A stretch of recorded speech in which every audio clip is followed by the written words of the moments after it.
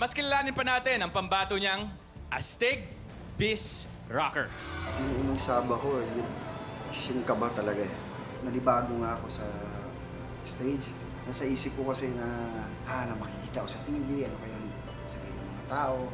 Pagdating ko pa lang sa stage dito sa studio, talagang yun yung kaba na may halong takot na parang hindi ko makontrol. Congratulations! Versus!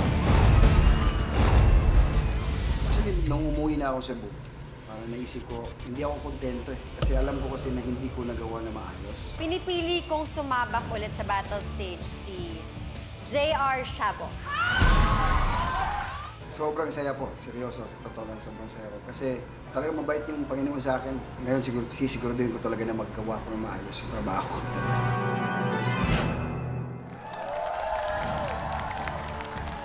Ang pambato ko ngayong gabi, all the way from Cebu para makita kayong muli sa battle stage ay si J.R. Shabok.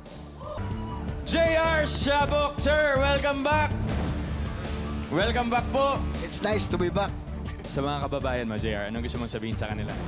Yes, una sa tanan, Bisaya lang po ako. Okay, sa Bisaya. Gusto ko magpasalamat sa tanang mga Bisaya. Talagang doon ko na-realize na may nagawa pala din ako mabuti.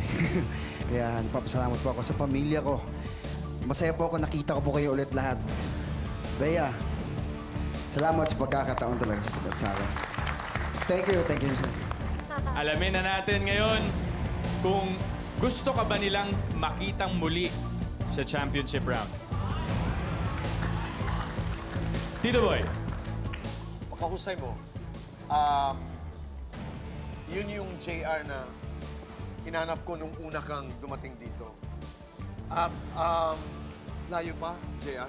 Katulad nung sinabi ko sa'yo, kahit anong gawin mo, kahit saan ka mapunta, huwag mo iiwanan kung sino ka.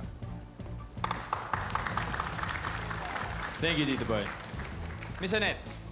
Tama yung sinabi mo, JR. Ang laki ng pagbabago ng performance mo tonight.